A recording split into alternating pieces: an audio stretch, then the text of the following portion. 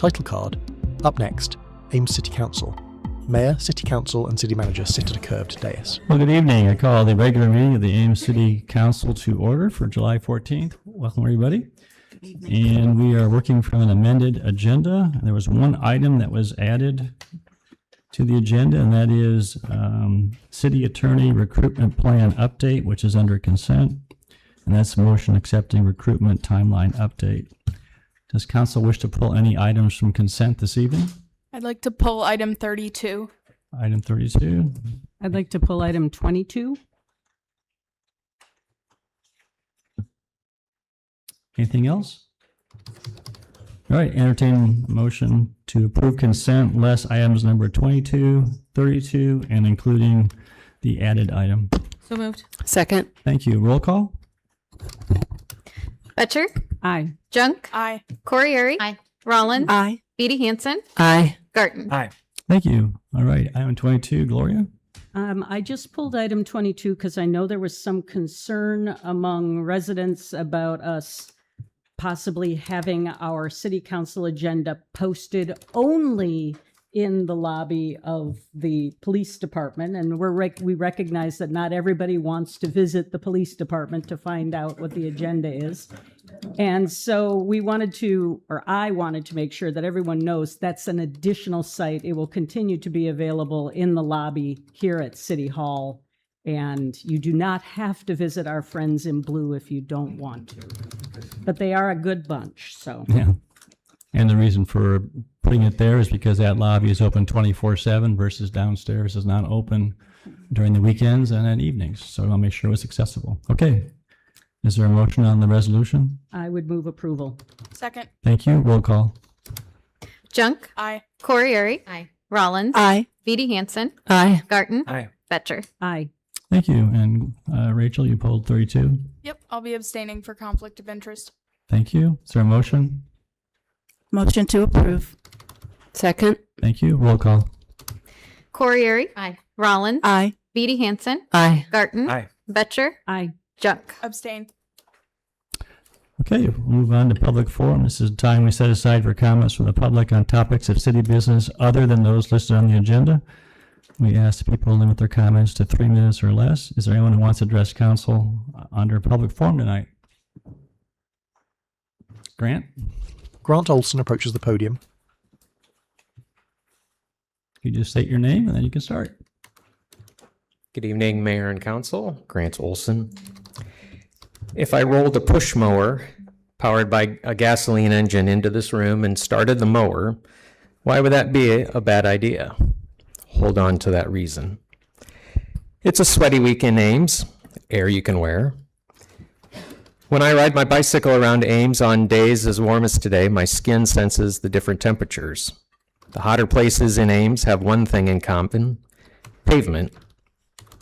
When the sun sets, the difference between the temperature zones increases. The pavement soaks up the heat before sunset, and it will continue to release it well after sunset this evening. The City of Ames has been awarded money to build a heat-soaking parking garage downtown, and my understanding is the intent is to have a bus transfer point inside it. I've ridden transit in many towns. Nashville, that bus transfer point comes to mind. It's located inside a parking-style garage, and it came to mind when I heard about the Ames downtown proposal for a bus and car structure. The air inside the Nashville facility was hotter than the outside air. Stale air. The bus emissions brings discomfort to my lungs. Many of the people waiting for the bus are riding to make their personal budget work, prioritizing the cost of food and medicine and rent over the cost of car ownership. Operationally, if Cyride routes serving downtown have to pull into a parking garage, that adds distance to the routes, which likely makes crosstown trips slower for passengers. Is the downtown Ames intermodal facility inspired by a facility in another town? If so, was air quality data captured inside that facility so we know what people are breathing? Things like carbon monoxide, unburned hydrocarbons, soot, and sulfur oxides, just to name a few.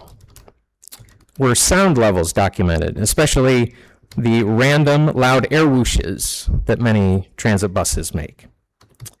Please, let's think critically about what air and noise conditions we are proposing before choosing a design for a downtown bus transfer point. Thank you. Thank you, Grant. I think I saw a gentleman in the back.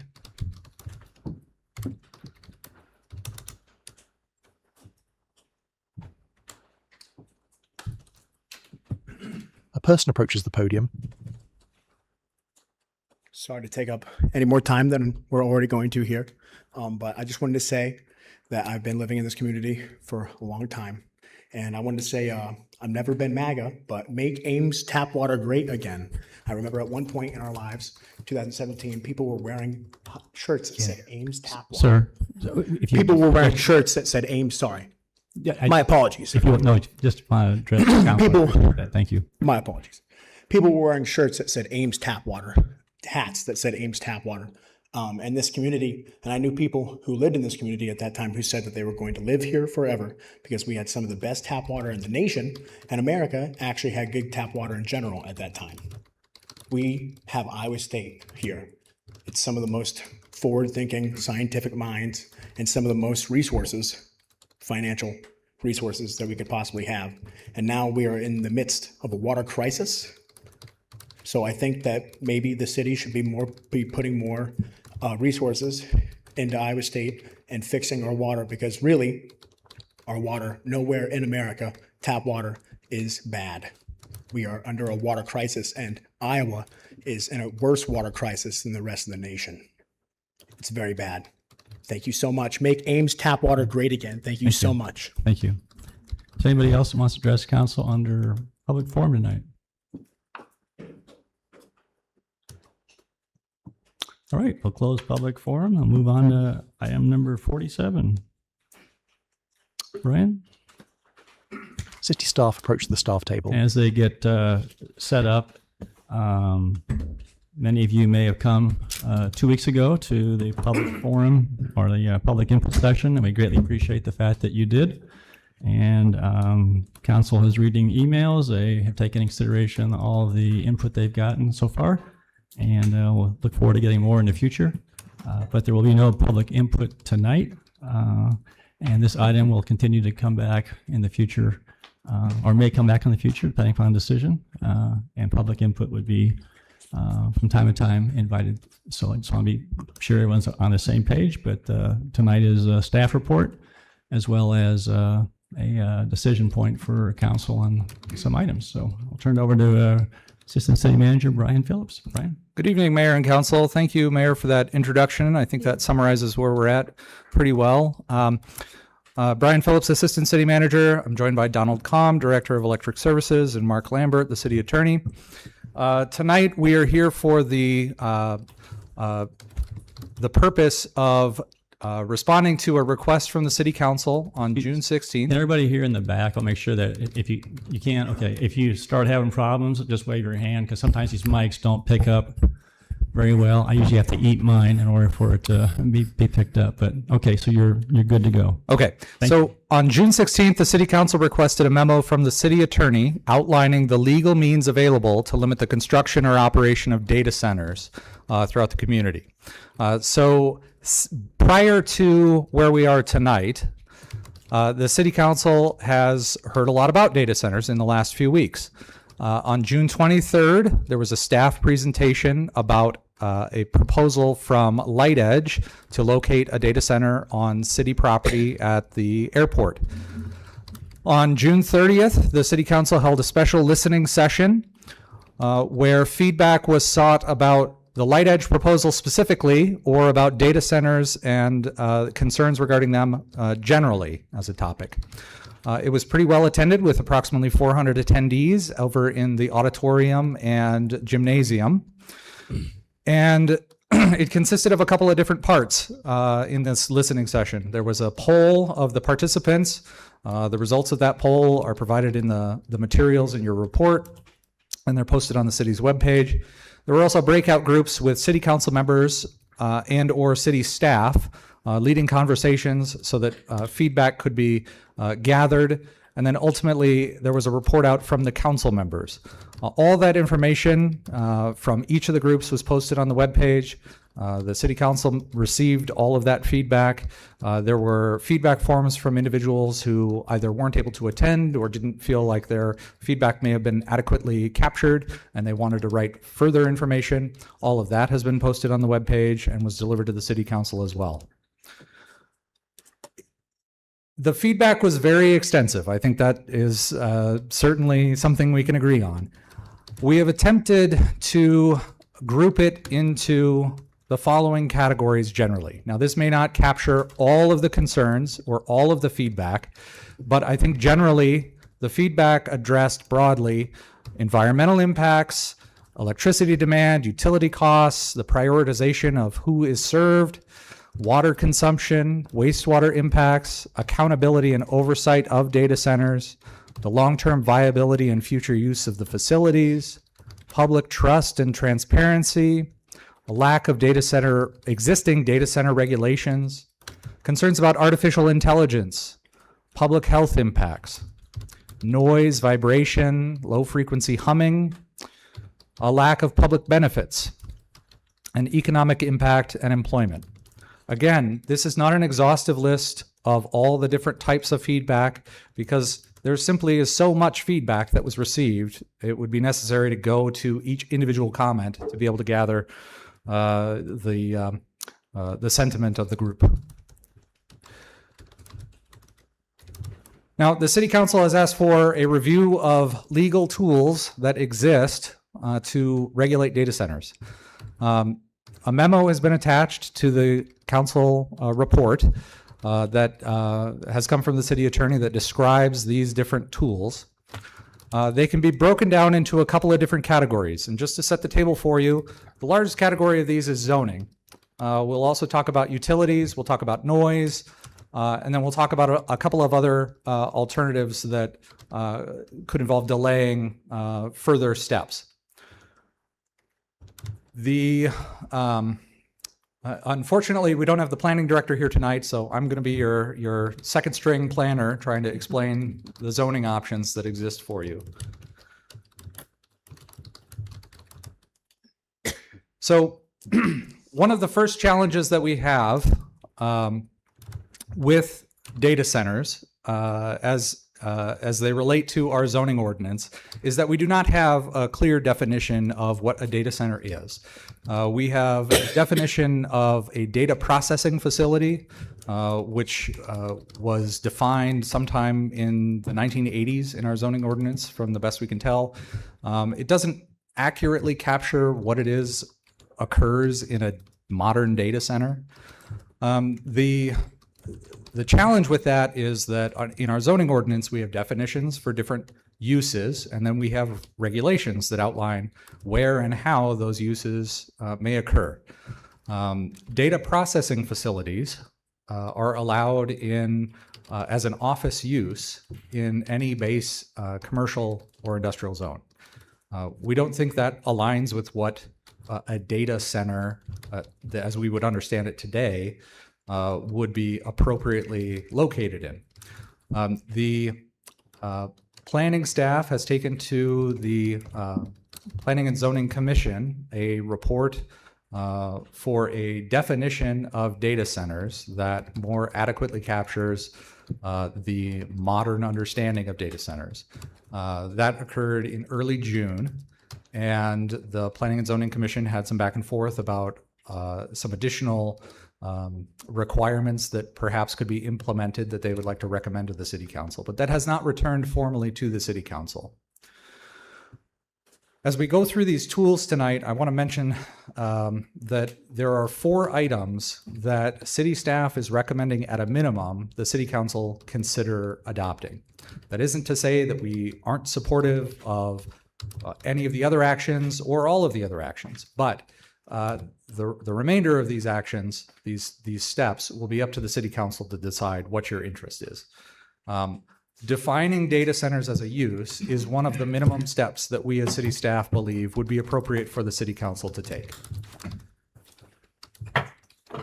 Since that discussion at the Planning and Zoning Commission, we have waited to bring the definition back to the City Council. We intend to do that as soon as we're through this kind of discussion here in the next few weeks. So that's step one. Another restriction that the City Council could adopt is once data centers are more accurately defined to cover what it is a data center is, the City Council would have the option through zoning to restrict the construction or operation of data centers based on factors such as the building size. So it could set a maximum square footage of an individual data center building. The zoning ordinance could include restrictions on the use of on-site power generation. So perhaps to allow a data center to use an emergency backup generator, but not ongoing generating equipment. The data centers could be required to utilize closed-loop cooling systems within the zoning ordinance. These are some examples of the types of restrictions that could be adopted once a data center use is more adequately defined. This is not an exhaustive list, but this gives you a flavor of the types of restrictions that could be adopted. Another tool the City Council could consider is restricting the use of a data center use to being allowed only within certain zoning districts. So the City Council could indicate that a data center use, for example, is only allowed in an intensive industrial zoning district. Alternatively, or in combination with that, the construction of a data center could be allowed only with a certain separation distance from other data centers or from other specified uses. So for example, you could adopt a separation distance between a data center and a residential zone. It's important to note that in our zoning ordinance, separation distances and things like that are generally applied to separation from zones, not from existing uses. So if there was a residential use occurring in a zone that was not a residential zone. So for example, if property had been zoned industrial, but there was a house on it, separation distances and things like that would typically not be applied in a way that would prevent a data center from being near that house. It would apply to a separation from the appropriate residential zone, the nearest one. So separation distances are something that we've adopted in other types of zoning restrictions. It certainly is an option here as well. And this would not only separate data centers from certain areas that you want to insulate from data centers perhaps, but it would also reduce the density of potential data centers, right? Because they would have to be further away from certain areas.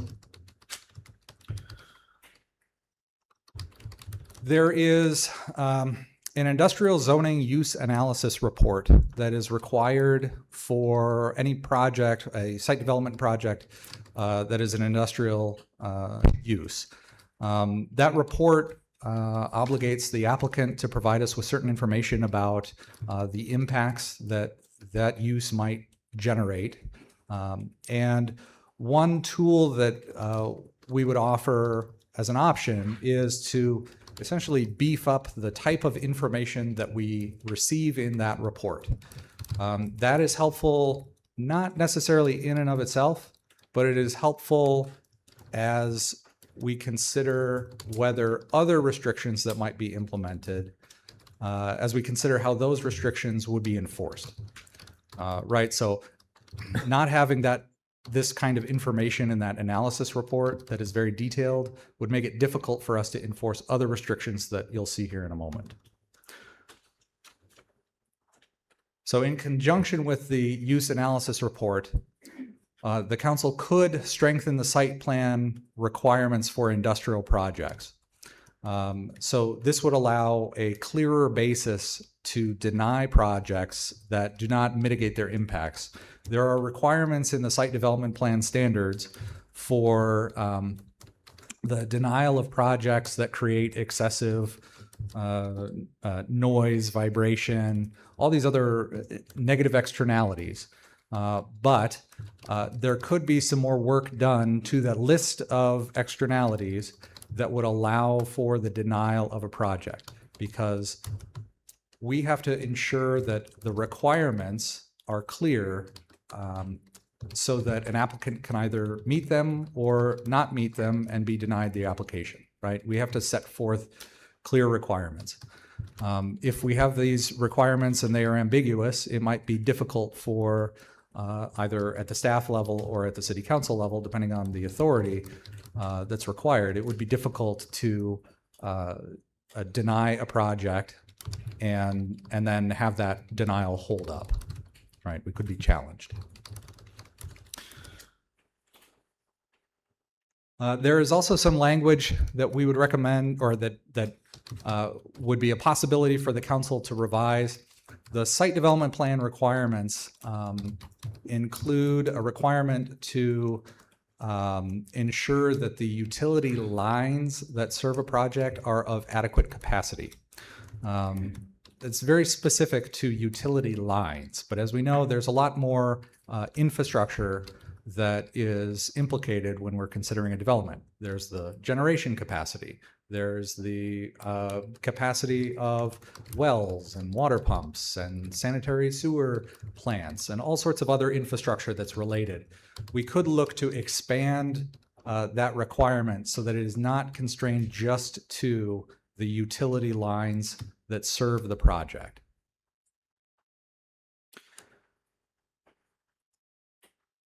The next set of zoning-related legal tools is a little bit more involved.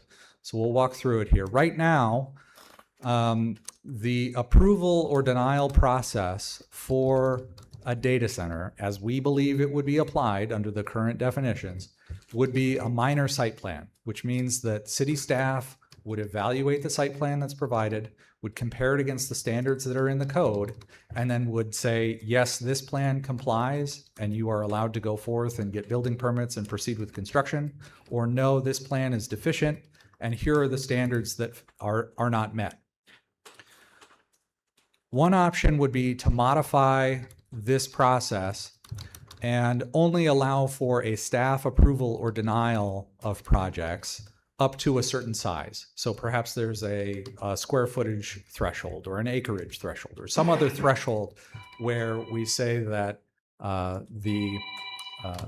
data center related project up to that size would be a minor site plan process that could be approved by staff. Anything beyond that would be approved by city council. Another option would be to make data center projects as a whole a city council approval or denial level of review. What's important to note here is that regardless of whether the city council reviews a project and considers whether to approve it or deny it, or if that's at the staff level, the standards are the standards, right? The standards for approval or denial are the standards. So it's not as if the city council and staff should be coming to different conclusions. The conclusions about whether a project is compliant or not with the code are based on findings, right? And so it's the evidence in the application that supports that all of the requirements have been met. So just changing the level of review does not necessarily change the level of requirements or the level of scrutiny that a project must meet in order to be approved. It does change a couple of components related to notification and public involvement. So a city council approval of a major site plan involves a hearing where the public has the opportunity to speak.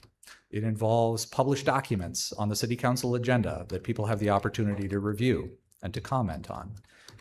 It involves notice of the meeting.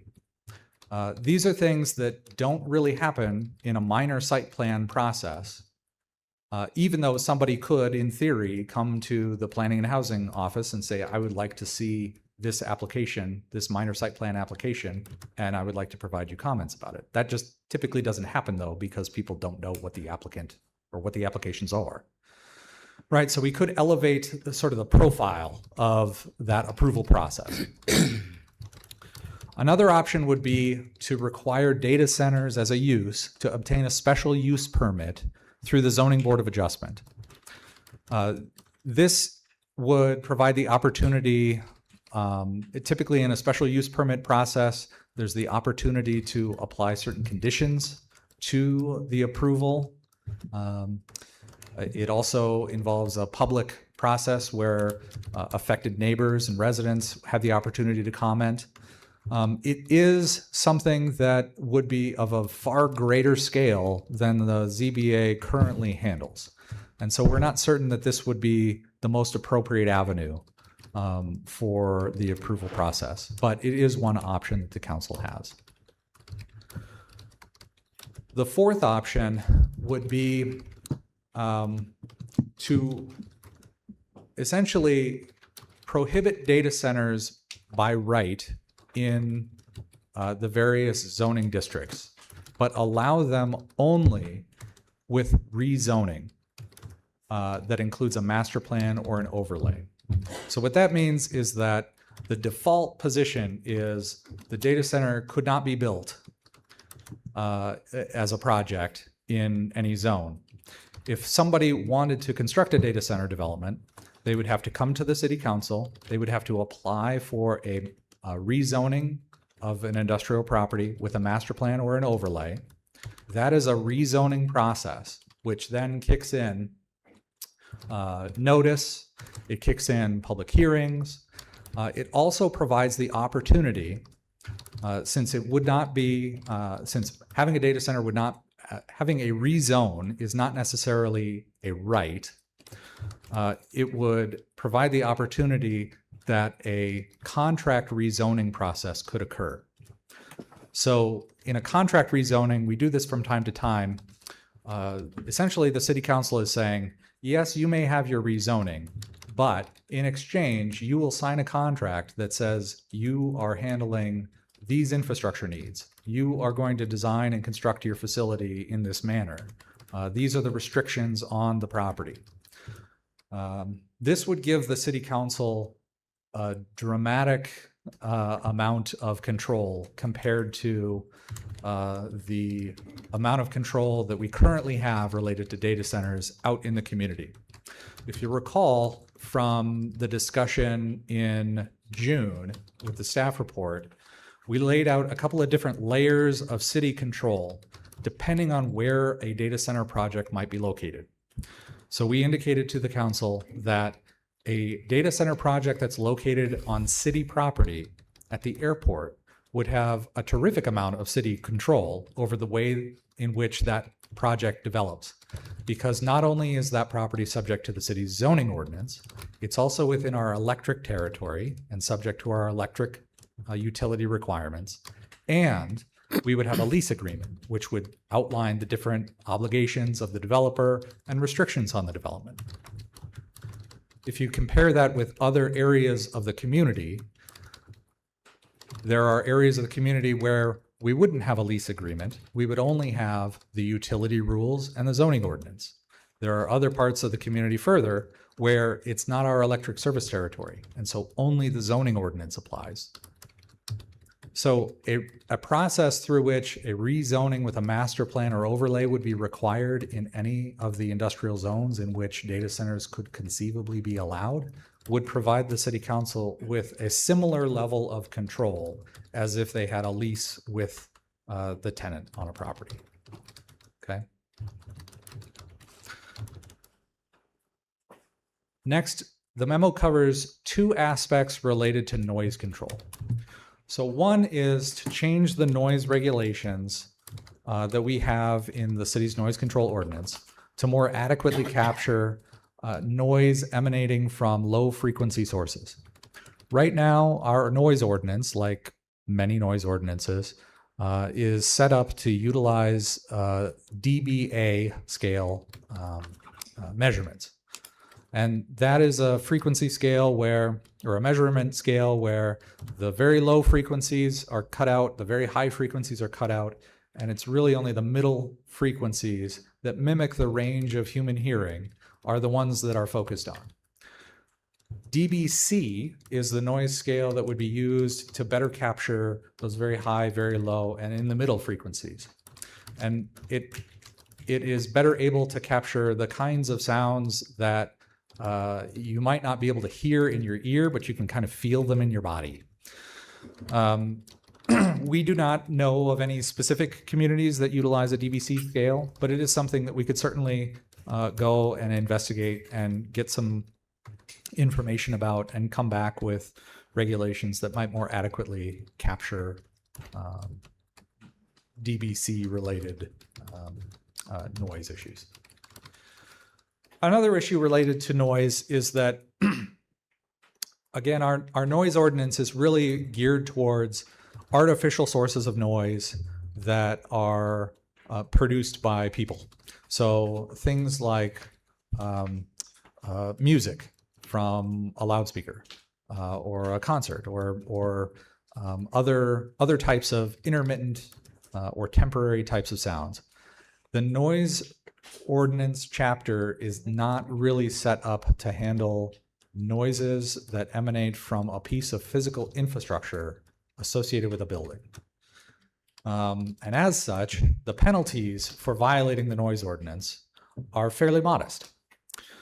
What we would offer to the City Council is that the Council could direct us to make those penalties more significant for ongoing violations, repeated violations, and consider also tying those violations to the nuisance provisions in the zoning ordinance, which would allow the city to seek a variety of different remedies for an ongoing persistent violation of the noise ordinance.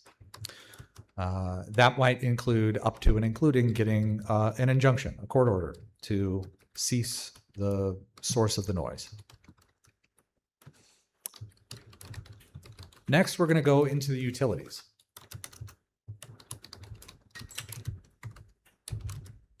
So our utilities chapter of municipal code addresses the regulations regarding the electric utility, water, wastewater, stormwater, etc. With electric, we also have an appendix in the code that contains our electric utility tariff.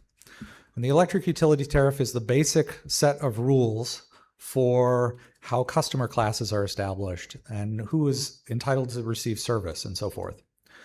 There is a discrepancy in the electric utility tariff versus the utilities chapter of municipal code. And that discrepancy, just briefly, is that in the tariff, the industrial rate class is limited to customers of a certain size that also engage in manufacturing or processing uses. The electric tariff also provides for a contract rate for unique users that don't fall within any of the existing rate classes. And so if you follow through that logic with a data center, for example, a data center we probably wouldn't consider to be a processing facility or a manufacturing type use. And it's a unique use. And so we would probably be directed through the tariff to go into a contract rate arrangement. The Municipal Code Chapter 28 Utilities chapter does not describe industrial customers in the same manner. It describes industrial customers as customers over a certain demand level. And so these things aren't congruent. It also doesn't go into a lot of detail about contract rates for users that don't fit into the normal rate classes that are described in the chapter. What we would propose is remedying these discrepancies and making it clear that perhaps the language in the tariff applies, where we would move a couple of customers that are on the industrial rate that do not engage in manufacturing or processing. We would move them to a contract rate. We would peg that contract rate to whatever the prevailing industrial rate was. And then we would handle data centers and other users that don't fit in as an industrial customer on a contract rate basis. Part of why that's important is that municipal code outlines the manner in which the utility will provide service to the different classes of customers, including industrial customers. And the municipal code chapter says that Industrial customers are to be provided the infrastructure, which they then pay back for over a period of time. It's vague as to how long that period of time is, but it also presents the risk that the utility invests in the equipment, in the infrastructure, and then the user disappears before that equipment is paid off. And that's a risk that we don't want to have hanging out there, which is why addressing these discrepancies is the second of the 4 staff recommended items. So if you do nothing else, we really strongly recommend that the City Council direct us to modify these issues and resolve them in the electric, tariff, and utilities chapter. Then we get to 2 related items regarding water and wastewater. So again, these are described in the utilities chapter of municipal code. What's unique about these compared to the electric portion of municipal code is that although the electric portion of municipal code allows for an excess facilities charge to exist, where a very large customer would pay for a portion or all of their additional infrastructure necessary to serve them. In the case of the electric utility, it's over a period of time. In contrast, water and wastewater do not have any provisions in those sections of municipal code for an excess facilities charge arrangement. We believe that there is justification under federal law that we would be able to deny a customer who would demand such a significant amount of water or generate such a significant amount of wastewater that it would impair the operation of our utilities. However, we believe that it would be helpful to have in our local rules and regulations clearer language about a threshold level of usage that would require an excess facilities agreement in order that the customer who's driving that demand would pay for the infrastructure improvements.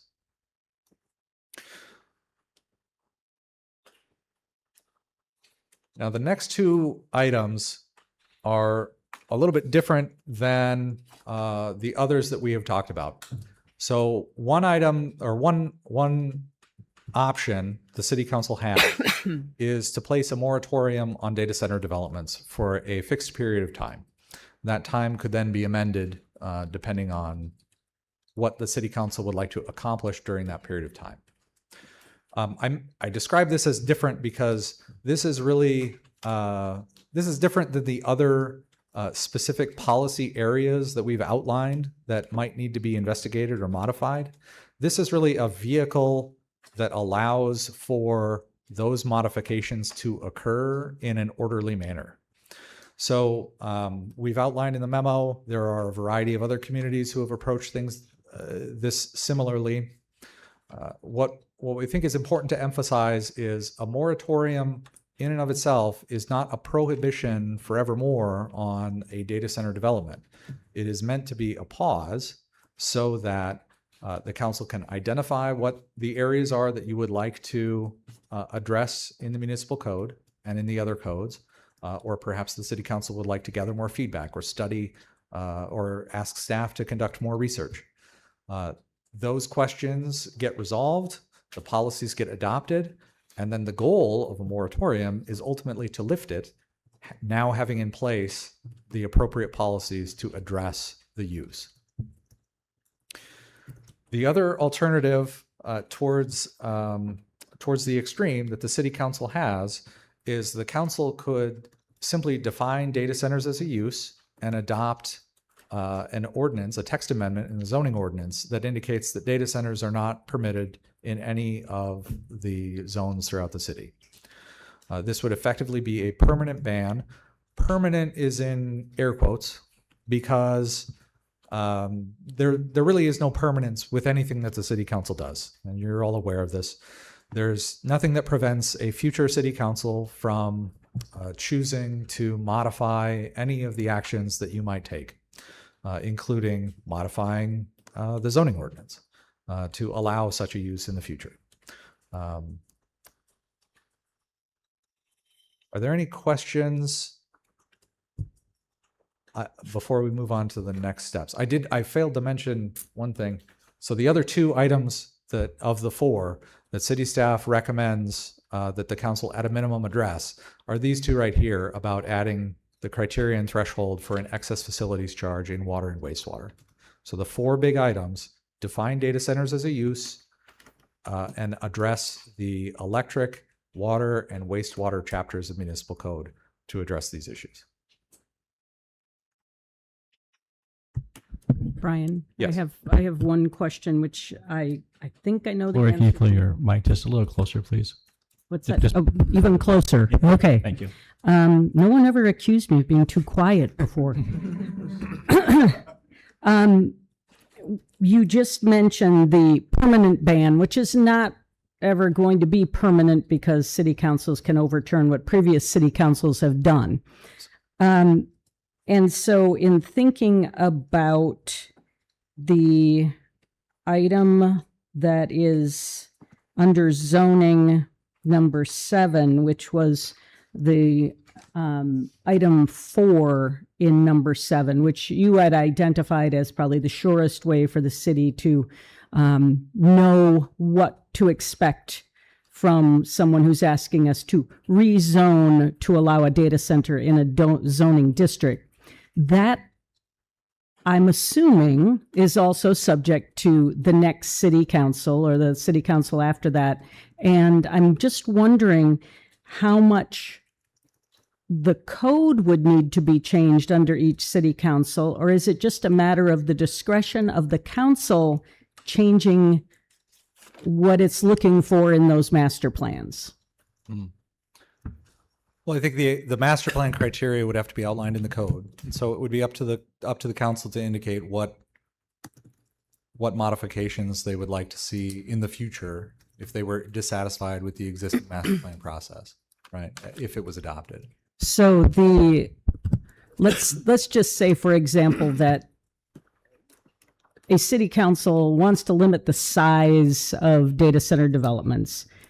Would there be something in the code that would specifically say, for example, we're not interested in anything over 100,000 square feet, and then the next council would have to change that number? Or do we just say size is one of the requirements and the council is interpreting that? So what I think we would probably recommend is a set of, well, depending on what the council's interest is, we would identify data centers as a use. We would outline a list of minimum criteria that apply to a data center use, but then indicate in the zoning ordinance that even if a proposal meets all of those minimum criteria, it still has to obtain a master plan or overlay rezoning, and that can take on obligations above and beyond what the minimum standards are in the code. Could it also take on lesser standards than are what in the code? What are in the code? I would not think so. Okay. I would think the code would establish the floor. Other questions? Okay, so I do have a question. I think council heard a lot, going back to electric, if you could just for a second. which one? The electric.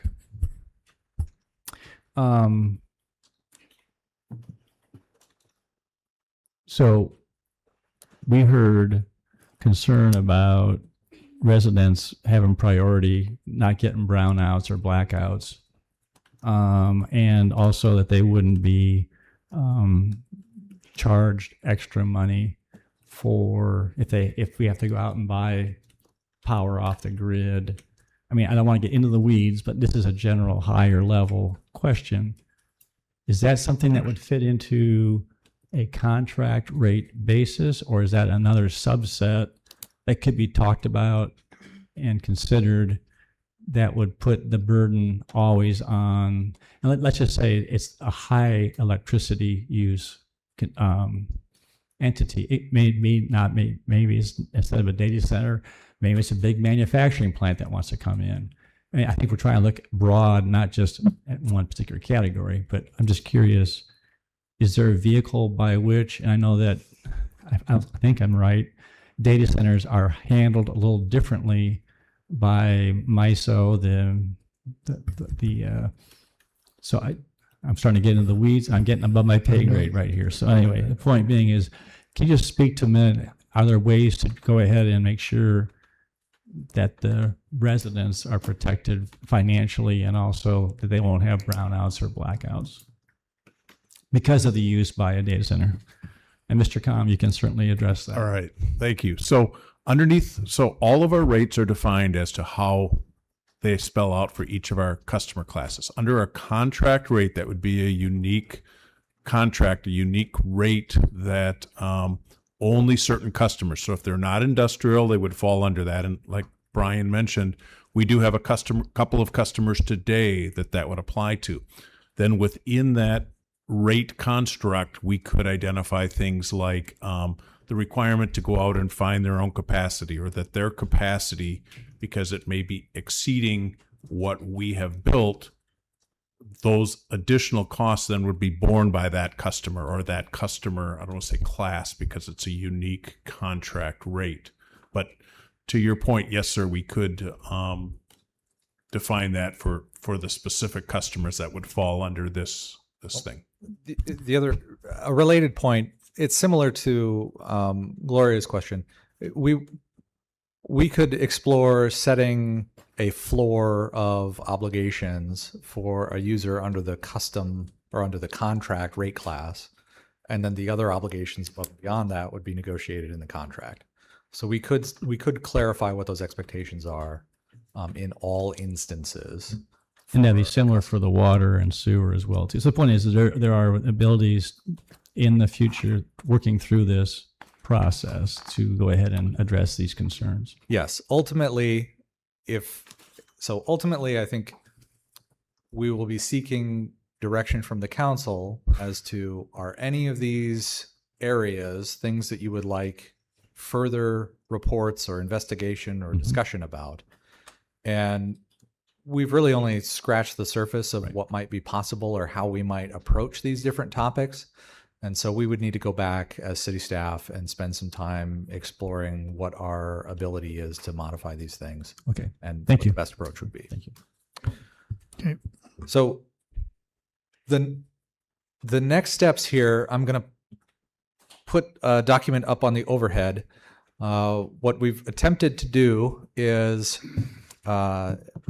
provide a couple of options for the city council as it considers where to go from here. So we've had a lot of discussion about data centers generally, about Light Edge and its specific proposal. And depending on what the council's interest is, there are several sort of sub-questions that need to be answered. So if you'll just give me one moment, I'll pull this up. Brian moves to the overhead projector.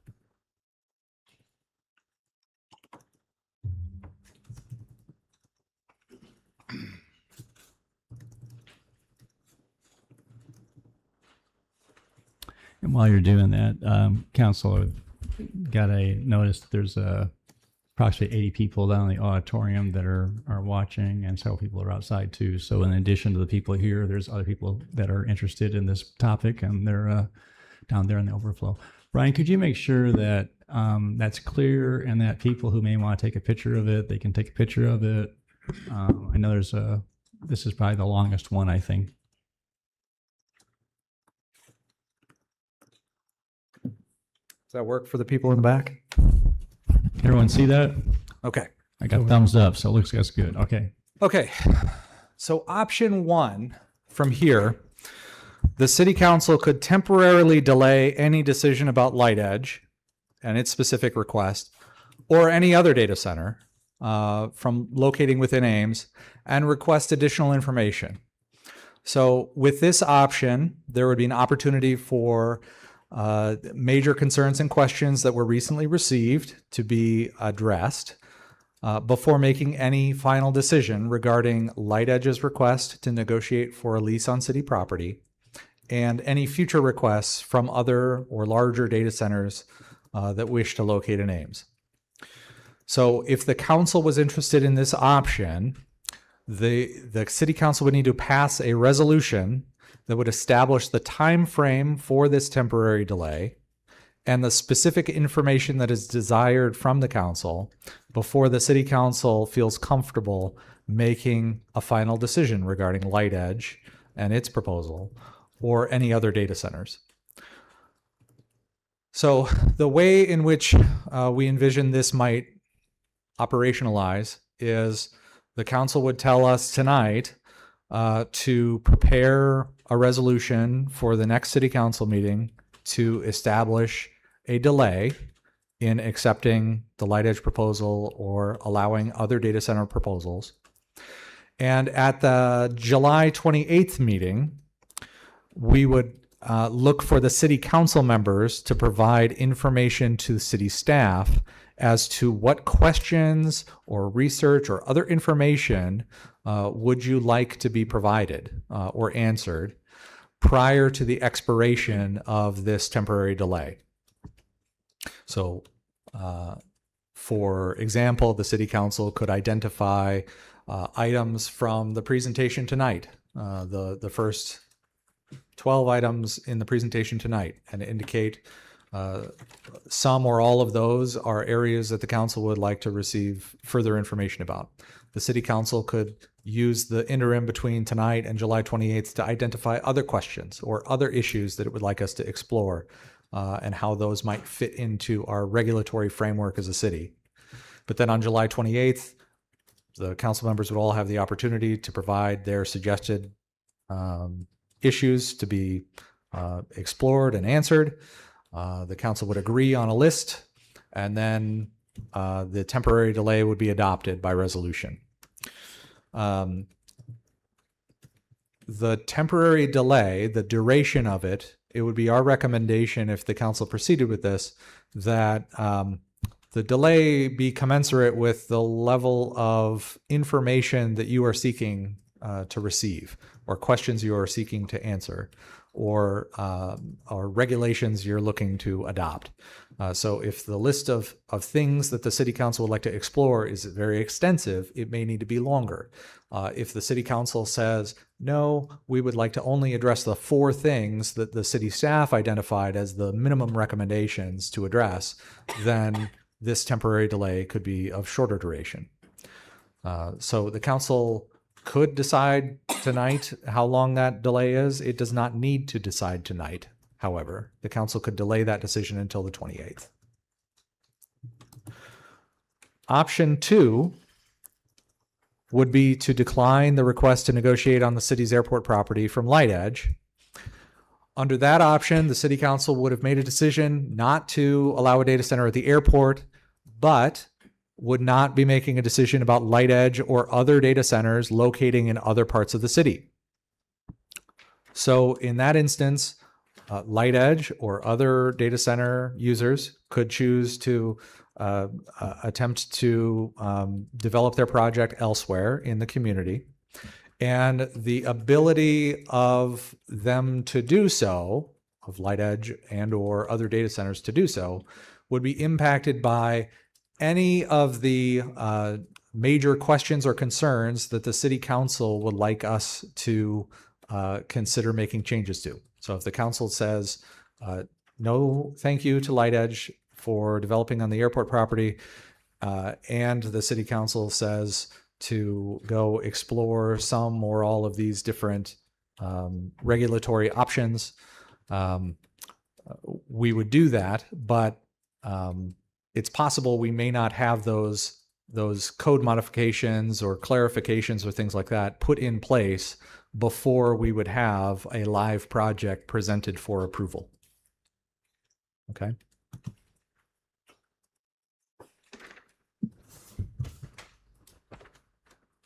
The next option would be for the council to authorize city staff to negotiate with Light Edge for a lease of city property at the airport.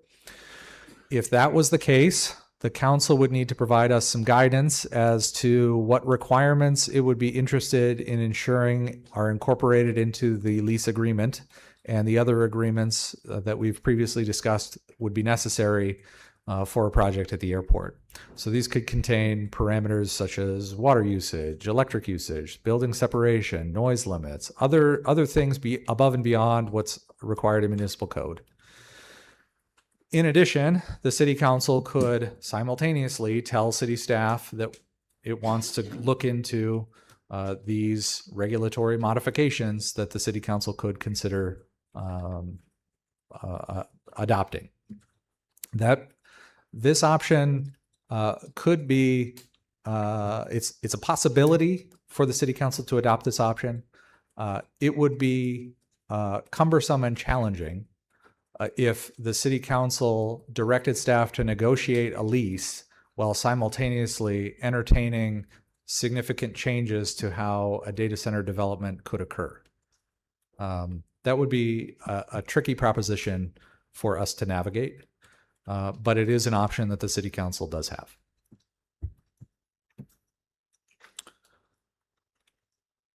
Option 4 would be to decline the Light Edge request to negotiate a lease agreement and take action to not allow data centers at all in the city of Ames. So this would be going to the quote unquote permanent ban on data centers through the zoning ordinance.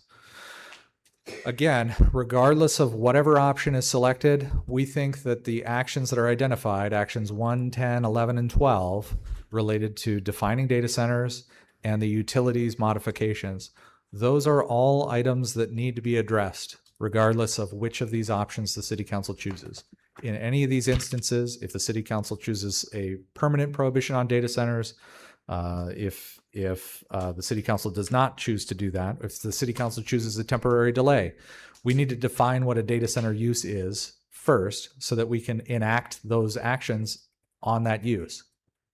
And similarly, actions 10, 11, and 12 impact users beyond just data centers. These have impacts on other potential large water, sewer, and electric customers that we would want to get clarified before we have one that shows up as a prospect on our front doorstep.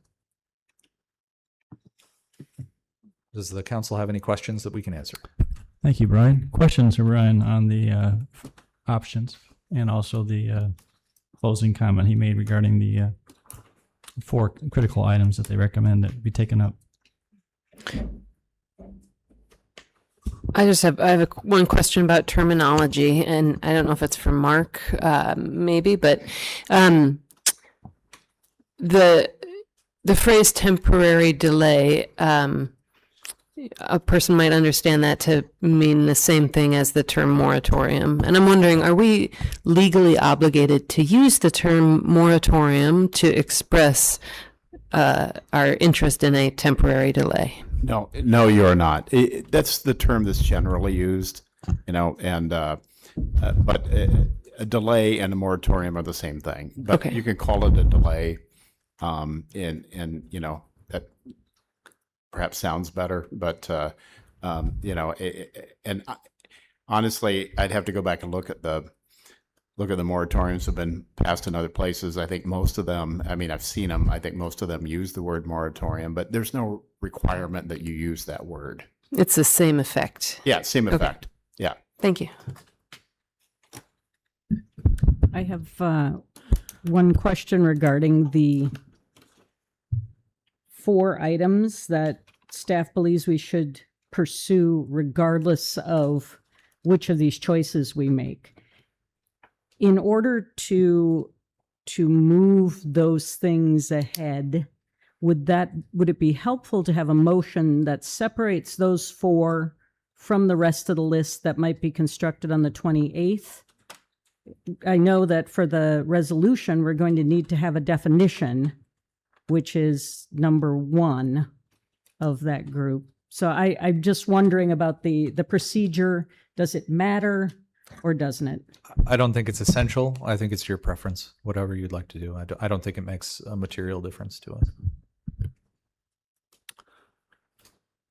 Go ahead, Amber. Yeah, I've got a question on timing. So if we're thinking about a delay and sort of the amount of work that we may be asking staff to do to bring information back to us, if I'm being on the conservative side and we were to ask staff to bring us back additional information on all the issues that are identified in this report, what's tentatively the amount of time that would take? And I'm asking because I think we have a very engaged public, and so we owe it to people to provide them with answers as quickly as possible.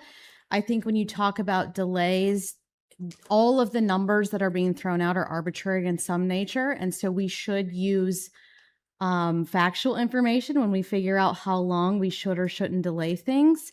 And so I think we should base that on the amount of time that staff thinks it will take to bring us back this information, rather than just dreaming up some magic number that really has no meaning. Well, I think it depends on a couple of factors. So first, if the assumption is that all of these items, for the sake of argument, would be referred to staff to work on, I think one question is, what is the city council's expectation with other priorities the council has adopted? Are those to be paused while we work on this as the top priority? If that's the case, then the delay could probably be shorter.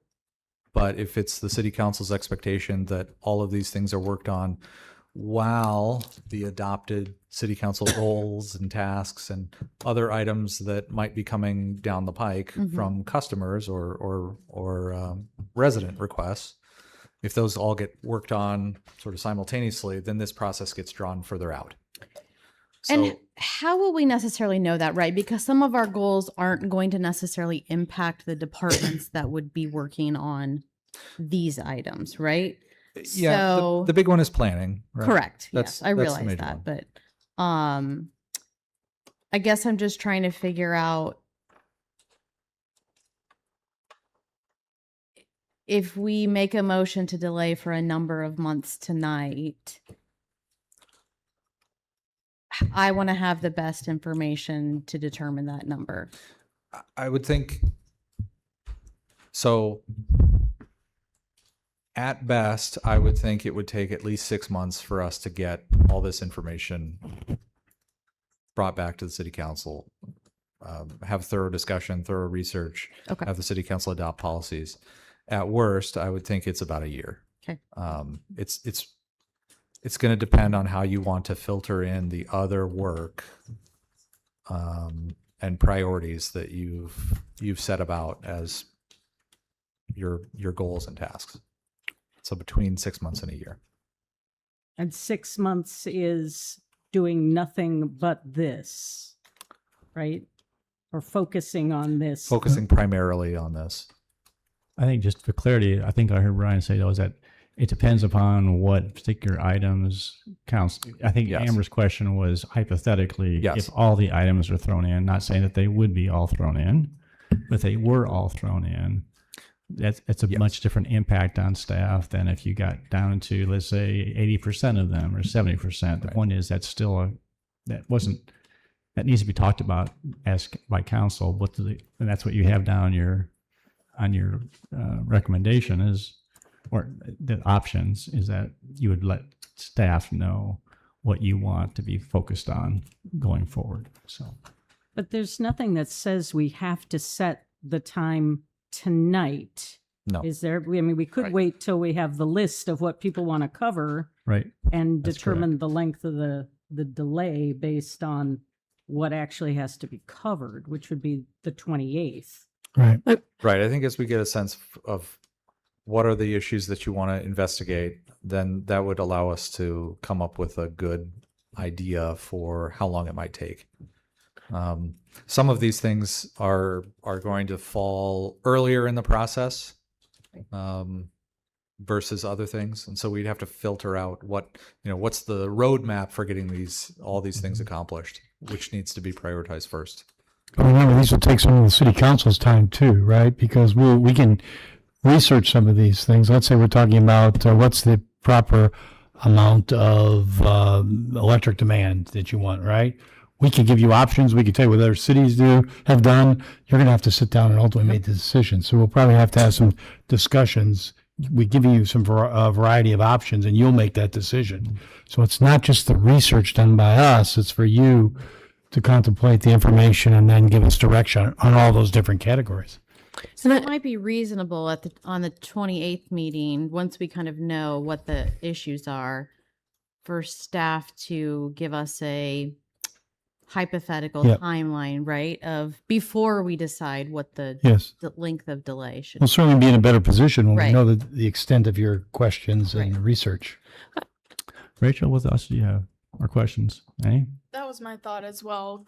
If we hypothetically went with option one and we would be asked to pass the resolution regarding the proposed delay, could it have a line for the time amount? And then we understand that at our next meeting. Point being that the motion would be to, yeah, got it. Yeah, thank you. Mhm.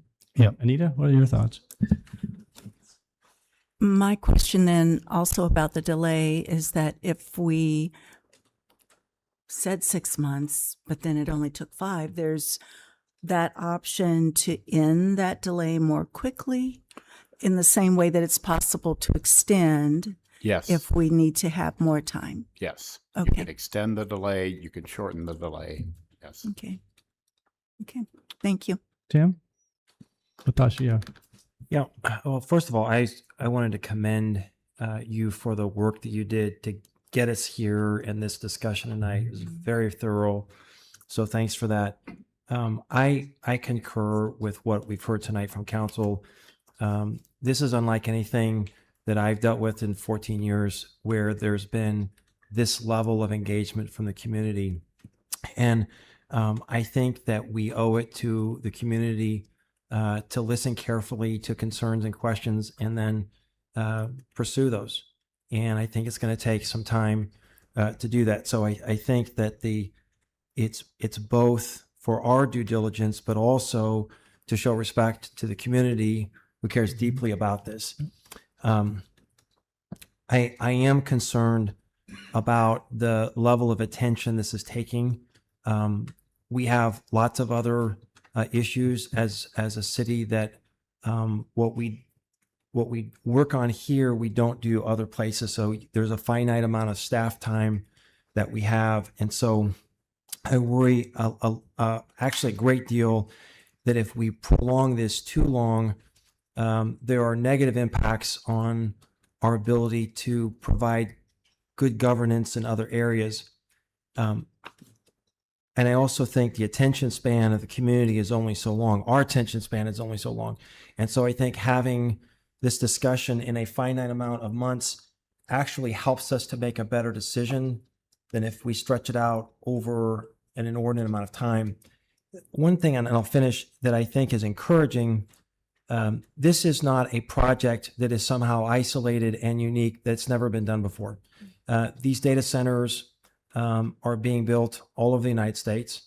And here in Iowa, if we want to look just at Iowa, we've got examples not only from Light Edge. There was a recent announcement from the mayor of Cedar Rapids that they're moving forward with a data center proposal there. So I am encouraged that we're not asking the staff to start from whole cloth, from scratch.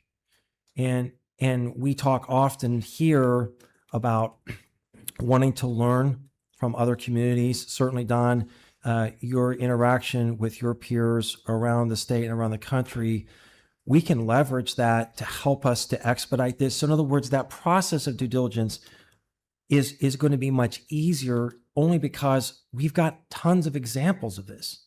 So I hope that we're not framing this as we're going to study this as if it's never been studied before.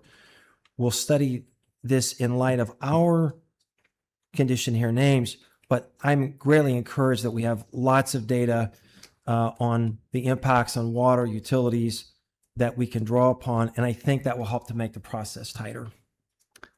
Trey, so Mr. Ex Officio, college student, love to hear your perspective. So Solve this problem for us. actually, No pressure. how many weeks have you been in this position, and you're getting right into 4 or 5 weeks? Yeah, something like Yeah, that. you jumped into the fire, There's buddy. no pressure here. No, go ahead. We'd love to hear your perspective. That's why you're on council. Yeah, I guess I would I'd echo the same thing, finding the delay and then looking at the items we want to look at further and then finding the time span on that. Would be So you think beneficial to college start with. students would be supportive of that? I mean, that you represent, so to speak? Yeah. Anything else? That's all for me. Man, a few words. Good. Yeah. Thank you. All right. Any closing comments or discussion? Otherwise, I'd be open to a motion. Well, Go ahead. can I give my thoughts on the timeline? I'm sorry. Yeah. I didn't mean to jump over you. I thought you.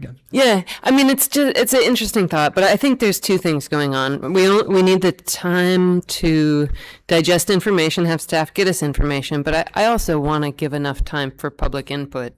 And I'm leaning strongly towards a year. I think the questions we're going to ask are going to be complicated. And take a lot of time to look through, and they might lead to other questions. I'm worried that if we say 6 months, that's going to be too fast to bring the public along with us, right? We want to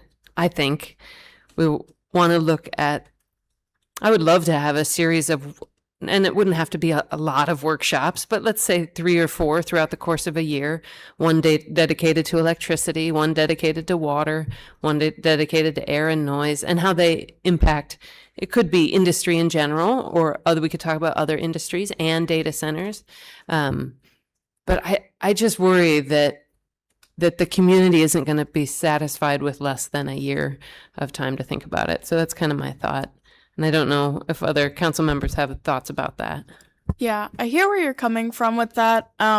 One concern that I've heard is that all of this is going on right now while the students are away. And so I think if we took the full year to make this decision, we'd be right back in next year, July, and the students will be gone again.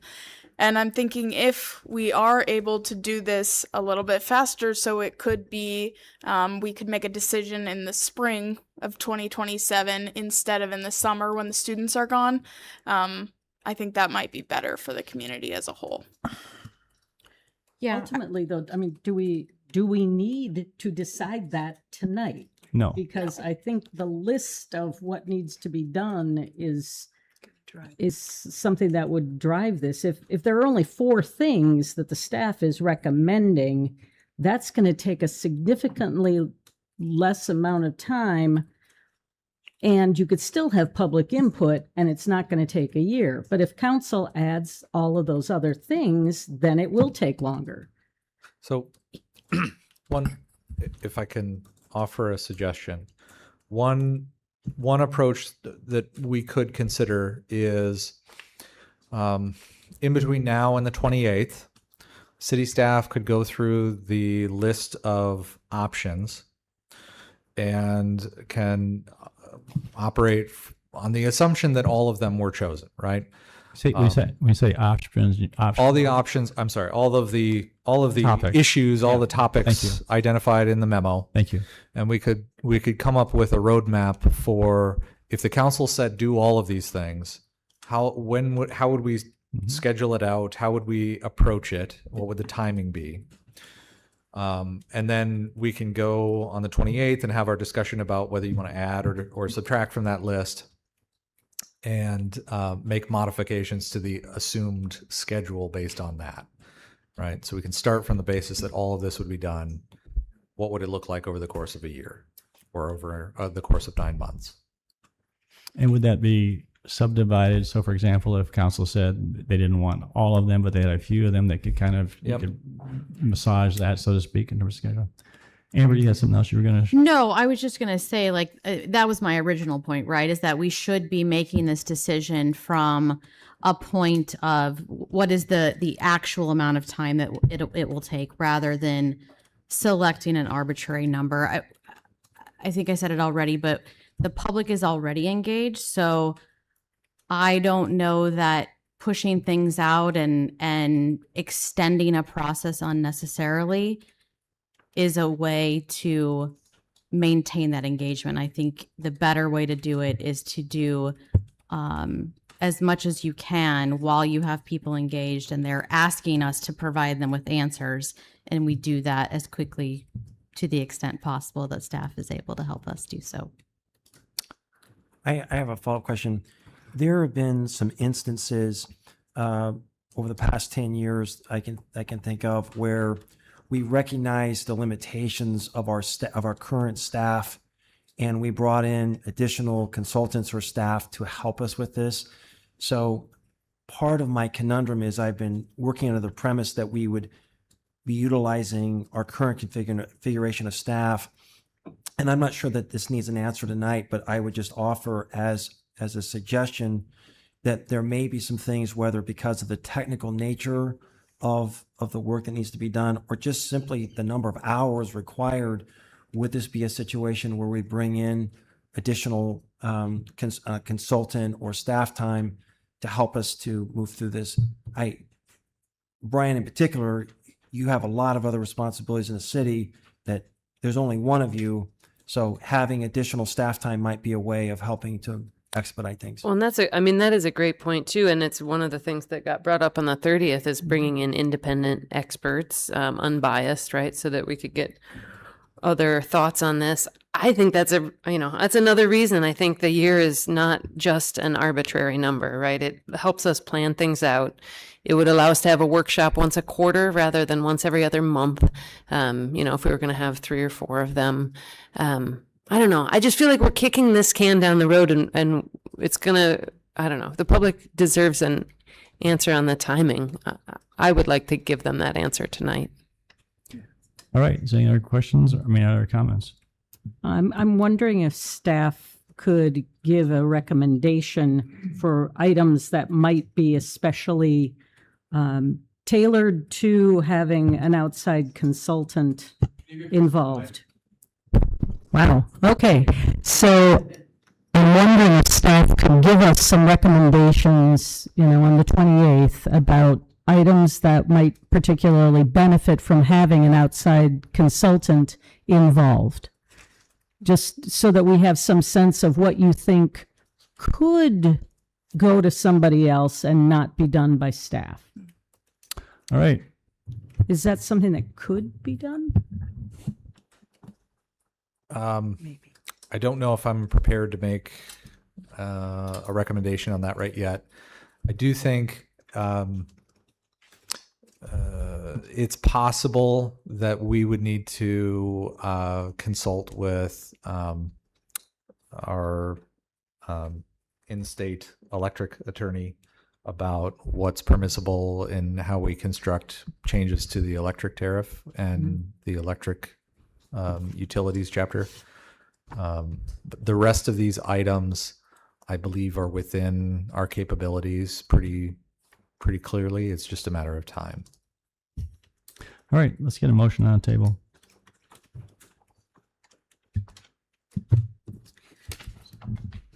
I would move option 1 to temporarily delay any decision about Light Edge or any other data center locating within Ames and request additional information. Is there a second? Second. Is there any indication on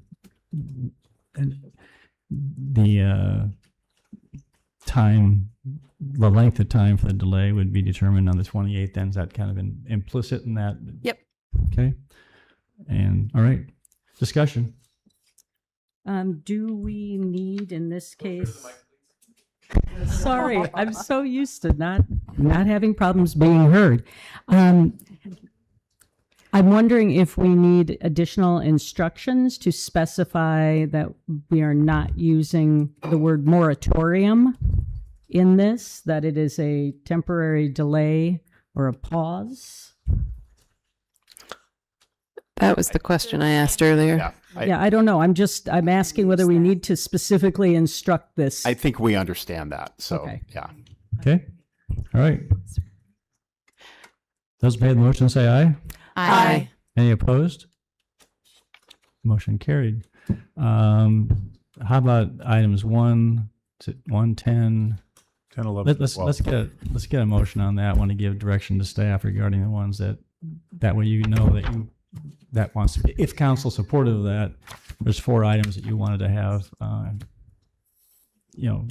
Definitely wanted to get taken care of regardless. So I would move that we ask staff to pursue the changes recommended in actions 1, 10, 11, and 12 of the staff. Yep. Second. Thank you.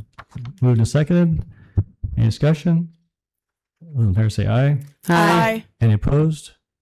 Motion carried. Anything else that you need tonight, Brian, from us? Don? Mark? No. Any other motions?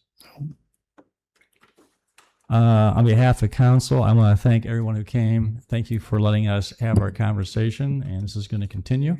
And so on the 28th, we'll be back with more discussion and decisions. But the point is that a temporary delay is going to occur. It's just a matter of what time and what we're going to include. So thank you very much. And we're going to take a very short, brief recess, and then we'll reconvene in about 5 minutes. Thank you. Title card, recess, Ames City Council. Right. So I saw weeds. Okay, we'll move on to item number 48.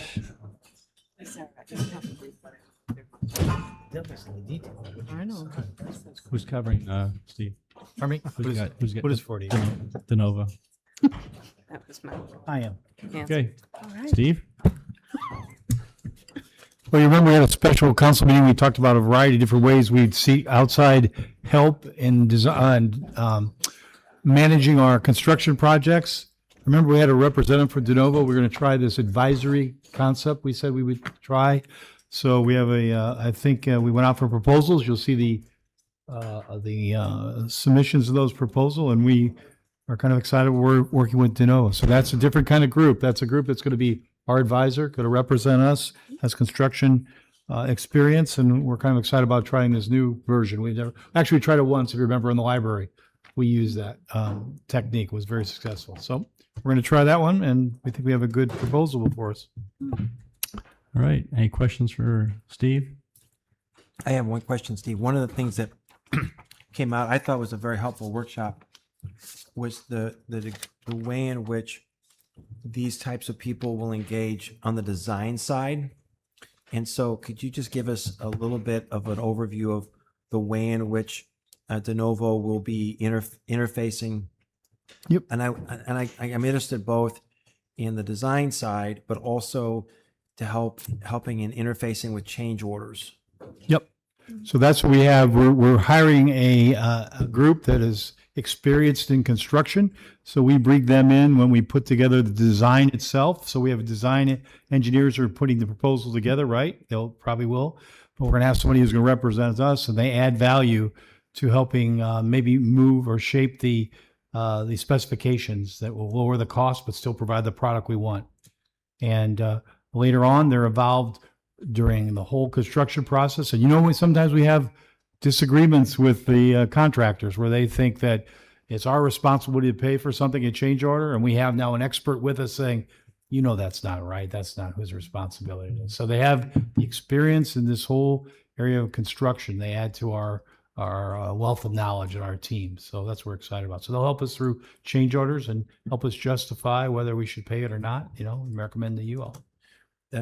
I'm really excited about any opportunities to create specificity in the plans so that it's removing some of that gray area and hopefully reducing the change orders that we've been dealing with. We hope so. Yeah. We'll Thanks. see. All right. A little bit of public comment. Does anyone want to address council on this topic tonight? All right. Seeing none. Close public comment. Is there a motion? I'd move alternative 1. Second. Which is approving or awarding the contract. All right. Roll call. Rollins. Aye. Beatty Hansen. Aye. Garten. Aye. Betcher. Aye. Junk. Aye. Corriere. Aye.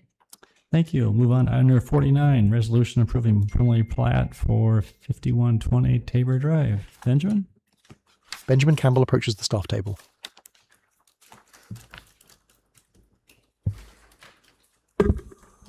Good evening.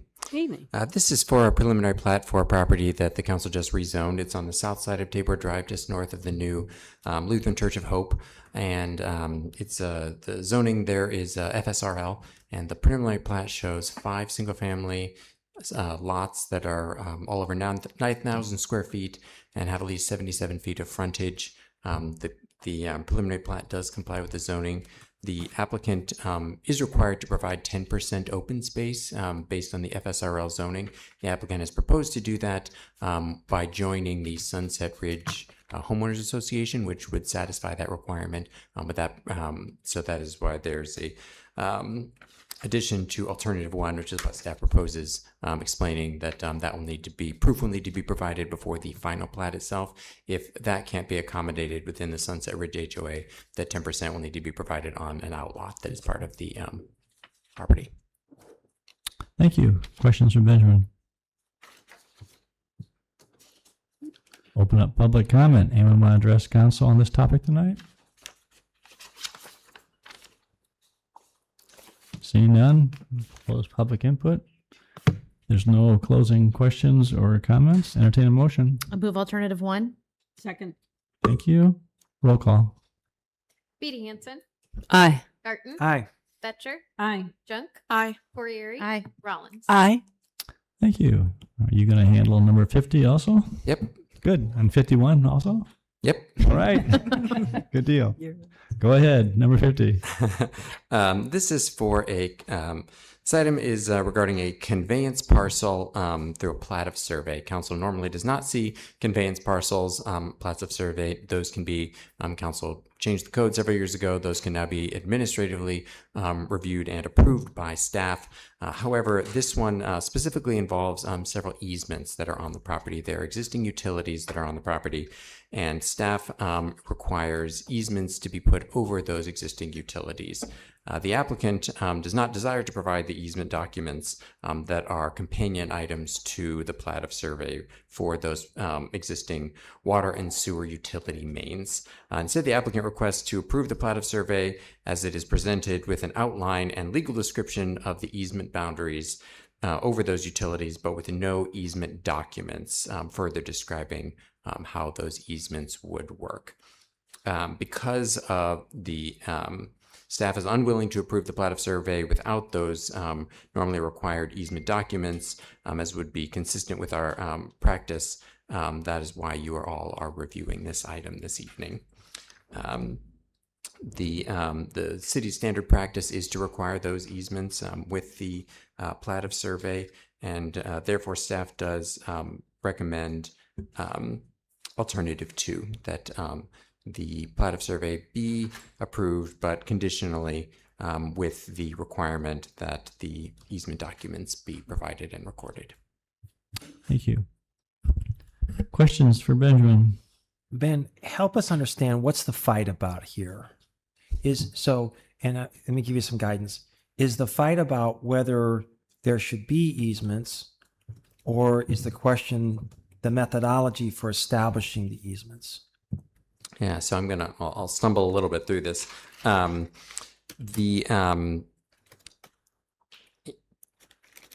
I don't know if he's here or not tonight. I didn't see him. The surveyor who had some strong feelings about this.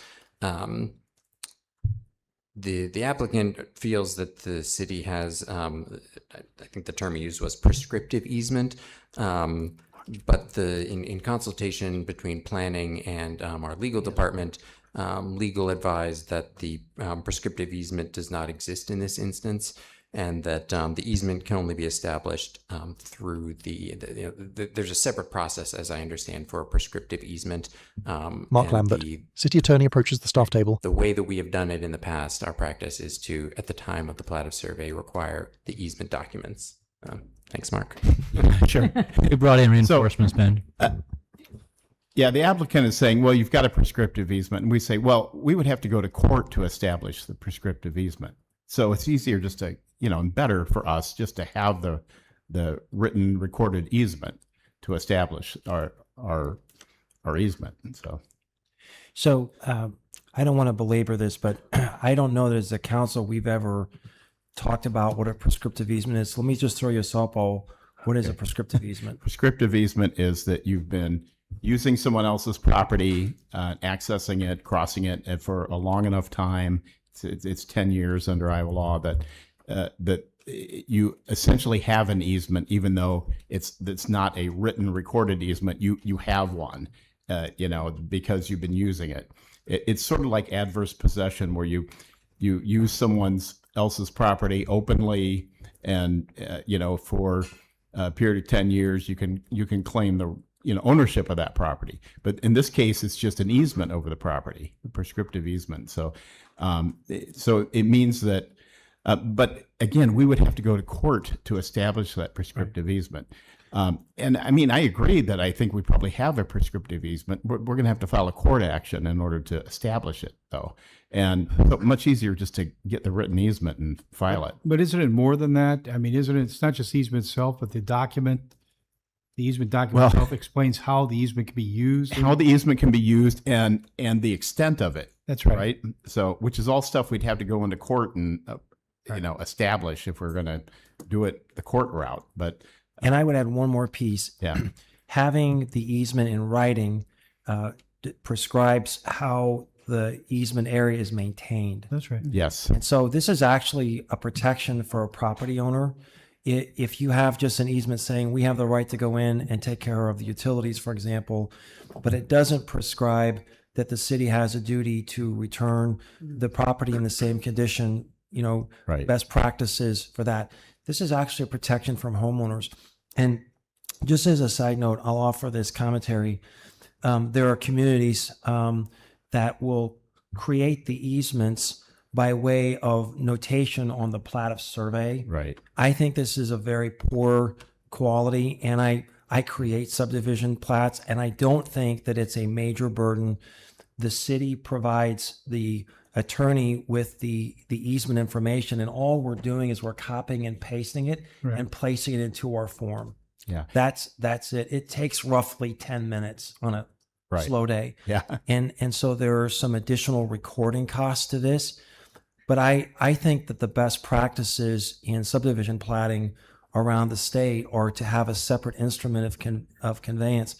But it's in the city's best interest to not hassle with a prescriptive easement. This is the time to memorialize the location and extent of the easement, as well as to provide for maintenance. Yeah, especially when you have the other side basically saying, well, yeah, you've got an easement, a prescriptive easement. So, but, and you're right, a lot of places have historically, and even Ames a long time in the past has established easements by a notation on the plat. But in the time that I've been here, we've always had a written easement that's been recorded. Because again, that gives the scope of the easement, the use of the easement, addresses issues like maintaining the property and returning it to its prior condition, et cetera. So. And so before, I'm ready to move forward on this, but I want to be fair to Scott, who could not be here tonight. Was there anything else that you saw in his memo that you think would be important for council to consider? Do you think we've fleshed out the issue of the pros and cons of a prescriptive easement versus an express easement? Yeah, I think we've covered it here. So okay, I haven't seen Scott's memo. I mean, Vicky was working on this with planning, but I was aware of it. But it's I think we've covered it, Tim. Okay, thanks. Yeah. All right, open public input. Is anyone that wants to address council on this topic tonight? All right, we'll close public input. Is there a motion? I'll move alternative 2. Second. Thank you. Roll call. Garten, Aye. Betcher, Aye. Junk, Aye. Fourieri, Aye. Rollins, Aye. Beatty Hansen. Aye. Thank you. Item 51, resolution approving downtown facade grants. Benjamin? Yes, we have 6 facade grants this evening. 5 are the new maintenance grants, and then 1 is the traditional grant. One of those maintenance grants is for the same project as the traditional grant. Staff has reviewed all of them, and there is sufficient funding in the pool of money to meet all of the grant requests. So there are no, even with 6 grants, we didn't have to go through to a process of assessing which one would be, which ones would win out essentially. And staff does recommend approval of the grants. The one provision is that for the traditional grant, there was a discussion between staff and the applicant about the design of the door. The applicant wanted to have the door flush with the front of the building, which would mean that the door would open out into the right-of-way, into the sidewalk, and staff does want to see that recessed, which is actually the way it is now, just so that when the door opens, it does not open into the right-of-way. Questions? I just was struck as we were going through reading this over the weekend. There's some people who are investing some, money into the downtown buildings, and we're helping to catalyze that. And I'm just encouraged to see that because council opened up, included maintenance versus just, windows or other fenestrations. I think that we're accomplishing that. I think we're preserving the downtown buildings by doing it. And buildings just need work. So I think it's just exciting to see this many applicants and that there's adequate funds to award them to everybody. So open up public comment. Anyone want to address council on this topic? All right, close public input. Is there a motion? Move alternative 1. Second. Thank you. Roll call. Fetcher, Aye. Junk, Aye. Corriere, Aye. Rollins, Aye. Beatty Hansen, Aye. Garten. Aye. Thanks, Benjamin. All right, move on to item 52, Fitch Family Indoor Aquatic Center standing update. Keith? Keith Abraham, Parks and Recreation Director, approaches the staff table. Good evening, Mayor and City Council. Good evening. At the Council's March 24th meeting, he directed staff to do a larger mock-up, which was done at the end of June. Did about 100-foot by 8-foot high piece on the north side of the building. Pictures were attached to the memo, and with that, the direction from staff at the 24th meeting was if staff was good or pleased with the results, to move ahead, which staff is pleased, and we're recommending that we stay in the entire building. The one reason why we wanted to bring this back is, again, just to remind City Council that we're looking at this at no cost. Right now, the contractor is doing it at their cost, but they have put a notice of claims that at some point in the future they could come back to us and sue the city for payment of the claims, which a rough estimate was roughly $52,000. So just wanted to bring that to City Council's attention. Again, staff's recommendation is to move forward with staining the entire building, and there's really no action needed from council unless you oppose the staff's recommendation. Thanks, Keith. Questions? Just as a comment, this is a whole lot cheaper for the contractor than the other alternatives. I find this sort of rather incredulous that we're having this conversation. The contractor's getting a good deal here, don't you think?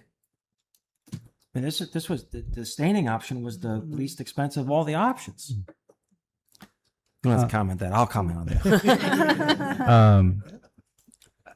We have not.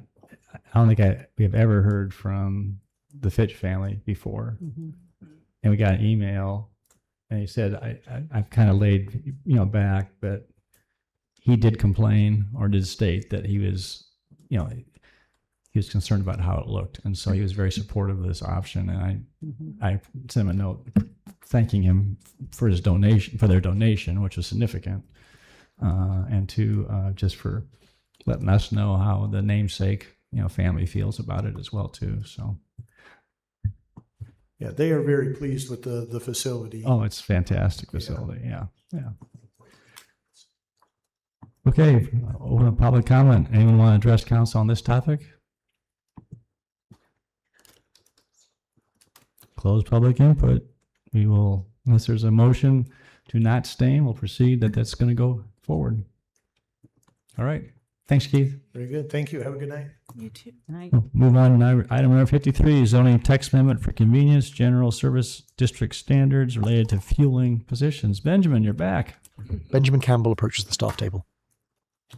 A skeleton crew this week. This is for a text amendment to the Convenience General Services Zoning District. The proposal is to create a special use permit process that would allow for gas stations, convenience stores with gas stations, to exceed the current limit in the CGS zoning of 5 fuel pumps, or 10 vehicle fueling positions, essentially. So each pump has 2 positions, 1 on each side. The CGS zoning district, there's currently one zoning or one gas station with convenience in CGS. It's the Casey's. It's at the corner of Stang and Bloomington Road. And the special use permit process would go before the zoning board of adjustment. They would review. There are criteria that would be created or that are created that would allow the board to review what is being proposed. So it's not an automatic that the applicant would be granted this change. But it would you'd have to present a case, and staff would look at the context, write a staff report, present that to the Board of Adjustment, and they would make a decision based on the context. The Quick Star is currently proposing, that's what led to this text amendment request, a gas station up on GW Carver on the north side of town, and they are proposing to have more fuel pumps than what is currently allowed in the district, which led to this request. Staff is proposing alternative 1. The applicant is requesting that council suspend the rules and approve all three or have all 3 readings this evening, but staff is proposing alternative 1, which does not have that provision in it. Questions? Could you give us a sense of the applicant's need for the timing of this? There are certainly times when we do expedite decisions. If there are reasons, could you give us a sense of the applicant's motivation for that? I believe the applicant is here this evening. He might be able to give a better sense than I can about that specific question. Okay. We'll open up public comment in a minute here. Other questions? All right, open up, we'll declare a public hearing on this item to be open. Does anyone who wants to address council on this topic? You'd introduce yourself and you may begin. Travis Small approaches the podium. Good evening, council. Travis Small with Quick Star, Quick Trip, real estate development manager working on this deal. I've done the 2 other Ames locations that are currently under construction that hopefully you've been by and seen the progress there. Typically we don't ask for the second and third readings to be waived. Unfortunately, on this deal, we're kind of under some time constraints with our current purchase agreement with the seller and developer. Going for a text amendment that has been this lengthy from when you guys have seen it multiple times on a non-agenda item back to staff and then back to council here a couple of times, it's really taken up a large chunk of our due diligence period. It also getting this text amendment and then also going through the zoning board of adjustment for the special use is taking additional time as well. So the reason for the request to waive the second and third reading tonight is so we can honestly finalize our civil design plans, because if we can't get that approval, it could honestly hinder us developing on the site. And also we need to finish design plans, get the design plans submitted to the city staff for review and comment. And so it can also go in hand with the roundabout that's, I think, going to be maybe discussed at next council meeting. We're trying to have everything finalized and submitted so council can see the full package for that corner for Quick Trip's development. So from the company, Quick Trip would appreciate and request to waive the second and third reading due to our time constraints, and so council can have a full picture of the roundabout and our development for this area, so we can continue to boarding it, zoning board adjustment and the rest of our process before we close on the site. Thank you. Thank you. So you're recommending alternative 2, just to be clear. I couldn't see what alternative. Yes, that's what he's requesting. Okay, Yes. just want to make sure. Yep. Yep. Thank you. Yep. And on behalf of the City of Ames, thank you for investing. And they've got now they have four sites here. So, okay. Anyone else want to address council on this topic? Close public hearing. Entertain a motion on first passage of the ordinance. I'll move alternative 2. Second. Okay. Roll call. Junk. Aye. Corey. Aye. Rollins. Aye. Beatty Hansen. Nay. Garten. Aye. Fetcher. Aye. Point of where'd Mark go? You just stepped out for a second. I just want to make sure that statutorily, do we need to actually have a separate motion for that? Yeah, I mean, if we're just voting on the first reading, I'll vote aye. Yeah.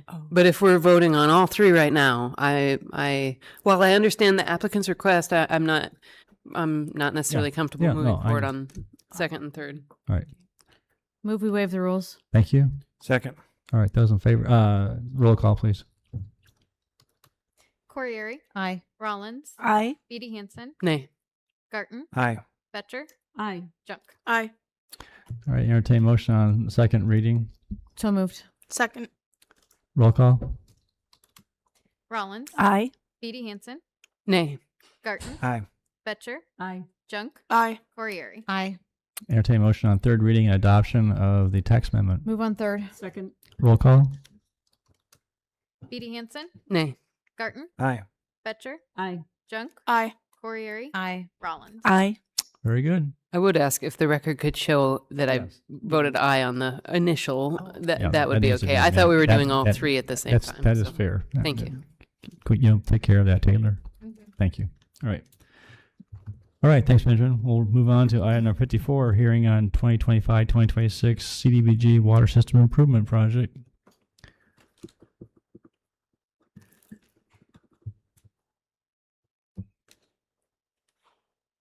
Anyone from staff on this one? Nope. Good bids, ready to go, within budget. Okay. Declare a public hearing on the project, which is known as the 2025-2026 CDBG Water System Improvements, South 3rd Street to South Russell Avenue to South Oak Avenue and South Maple Avenue, South 2nd to South 4th to be opened. Is there anyone who wants to address council on this topic? Seeing and hearing none, declare public hearing to be closed. Entertain motion or accept the report of bids. Move alternative one. Second. Thank you. Roll call. Garten. Aye. Betcher. Aye. Junk. Aye. Corriere. Aye. Rollins. Aye. Beatty Hansen. Aye. And move on to item 55. Any questions for staff on the 2026-2027 airport airside improvements? Declare a public hearing on this item to be open. Anyone want to address council on this topic tonight? Seeing here none, declare public hearing to be closed. Entertain motion. Was a Doing 1A, B, and C at the same time? If so, I move that. Okay. Second. All right. Roll call. Betcher. Aye. Junk. Aye. Corriere. Aye. Rollins. Aye. Beatty Hansen. Aye. Aye. Okay, move on. Item 56, city assessor term of office. Any questions on this for staff? Open up public comment on this. Does anyone want to address council on this item? Seeing none, close public input. Entertain motion on first reading of ordinance. Move on first. Second. Roll call. Junk. Aye. Corriere. Aye. Rollins. Aye. Beatty Hansen. Aye. Garten. Aye. Betcher. Aye. Entertain motion to suspend the rules and allow for second and third reading and adoption of the ordinance. So moved. Second. Roll call. Corriere. Aye. Rollins. Aye. Beatty Hansen. Aye. Garten. Aye. Betcher. Aye. Junk. Aye. Entertain motion on second reading of the ordinance. Move on second. Second. Roll call.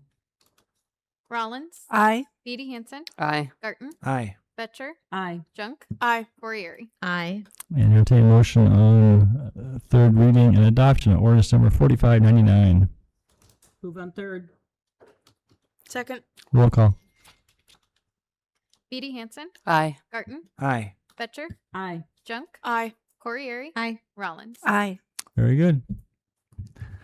Move on to item number 57, second reading of an ordinance to amend the approved floating suburban residential medium density with master plan for the Bluffs at 4899 Everest Avenue. Is there a motion on that? Move on second. Second. Thank you. Roll call. Garten. Aye. Betcher. Aye. Junk. Aye. Corriere. Aye. Rollins. Aye. Beatty Hansen. Aye. And entertain motion on second reading of zoning and text amendment modifying the Northeast Gateway Overlay District O-GNE standards. Move on second. Second. Thank you. Roll call. Fetcher, Aye. Junk, Aye. Corriere, Aye. Rollins, Aye. Edie Hansen, Aye. Garten. Aye. Okay, move on. Disposition of communications to council. We have 5 items tonight. The first is from Corey Mellis, Director of Fleet. Informational only. It was a follow-up questions you had. Is that satisfactory or any clarification desired? Hang on just a second. Let me pull that up. Everyone good with it? Mm-hmm. All right. Those questions. Manat's request for annexation at 1901 South Dayton Avenue. Let's refer that to planning and housing for planning for a memo. So moved. Second.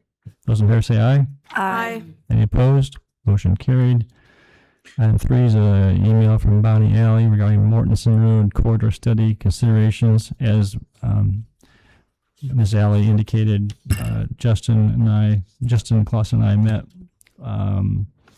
with her, had an outstanding meeting, and one of her concerns was that the speed study was done, or traffic study was done, when students weren't here. So she's asking for that to be redone. So I'd recommend we refer to Public Works for an updated speed analysis in the area as requested. So moved. Second. Those in favor say aye. Aye. Any opposed? Motion carried. Item 4 is was a email or a communication from AREA regarding data center support. And the last one from Justin Moore, request to waive the requirements for rural subdivision covenants for a Plat survey. Staff has recommended that we not waive it, but if you'd like to consider it, you'd have to put on a Future agenda. if you want to talk about it. Is there a motion to put on the agenda or to respond that there's no interest in waiving the requirement?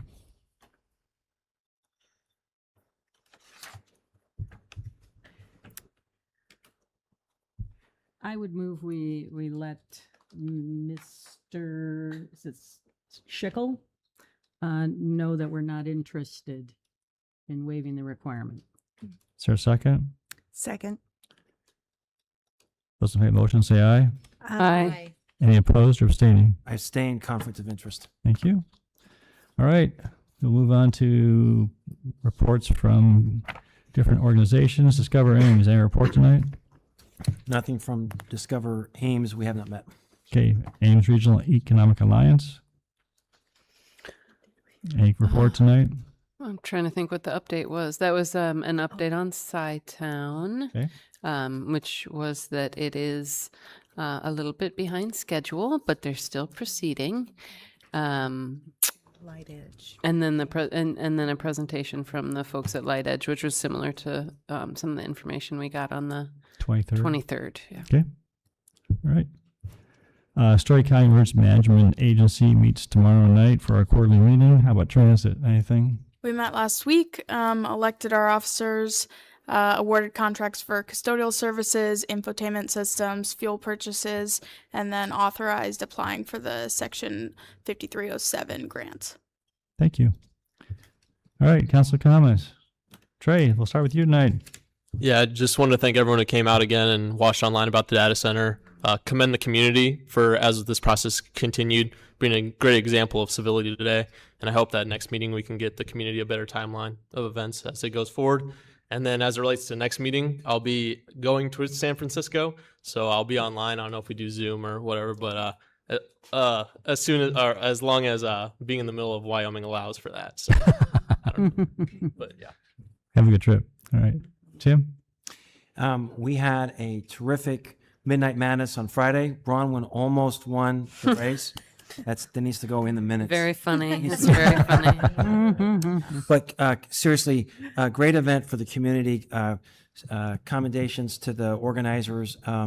There could be 5,000 people down there. It was just, there wasn't, but I mean, there could be. It was such a great event, great band, and great atmosphere. And so congratulations to the Midnight Madness organizers. Thank you. Bronwyn? I think nothing for me tonight. Thanks. Nita? So one of the public forum speakers had a little bit to say about the tap water in Ames, and I was just wondering if we have the name of that individual, can we respond back? Have the staff respond back? We have the name. Because We I got an think- email from that individual. Okay. Oh, have we already asked them? Not on the water asked for the topic. information, but Not yeah. on water. Okay, I just think it would be helpful for him to know actually how Ames gets its water and how we're rated. So, yeah. That motion? Yes, making a motion that we respond back to the gentleman about Ames water. Is there a second? I'll second. Okay. That is for staff to respond back to. For staff to respond back. right. Sorry, yes. Those in favor of the motion say aye. Aye. Any opposed? Motion carried. Anything else? That's it. Thanks. Amber? Nothing for me. Nothing tonight. Okay. I want to thank everybody. Second what Trey said, it was really good to have people come out, and I've had a number of people express their pleasure with the way this whole process has gone, and they have told me that they are planning to continue to be involved despite the fact that they had not been involved previously in city council decision making. So I'm hoping we have a few more people who will be engaging more regularly with what we do. I guess the other thing on the note of hearing good things, I have heard a number of very good things about the assessor's office. I see that our assessor is sitting here because we had our item about her reappointment, and I wanted to pass on the fact that I have heard good things about the process in the last couple of years. So it's always good to know. Good. Mayor, I had one more thing if I could add. Please. So we just completed our first cycle of curbside recycling. Yes. So kudos to the community. We're figuring it out. There are some bumps along the way. There are some things we'll tweak, but kudos to city staff who worked hard to get us to this point, and good job, community, for figuring it out. So excited to get the first process done. And I forgot one other thing, too.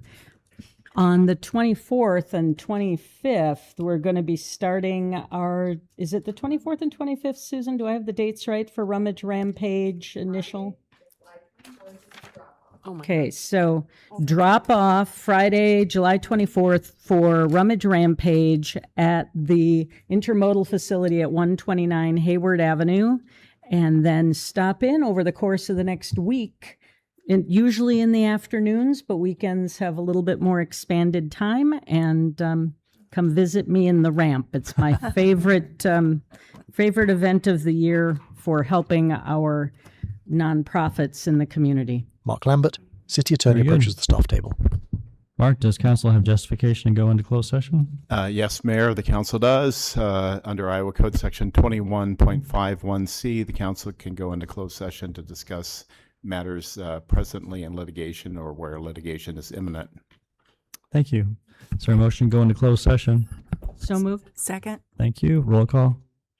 Junk, Aye. Corriere, Aye. Rollins, Aye. Beatty Hansen, Aye. Garten, Aye. Fetcher. Aye. Thank you. Title card, closed session, Ames City Council. All right, we're back into open session. Is there a motion? I would move that we approve a settlement with Allison Southern in the amount of $75,000. Second. Roll call. Rollins, Aye. Beatty Hansen, Aye. Garten, Aye. Fetcher, Aye. Junk, Aye. Corriere. Aye. Thank you. All right, is there a motion to adjourn? Move we adjourn. Second. Those in favor say aye. Aye. We are adjourned. Ames City Council. Meeting credits, City of Ames.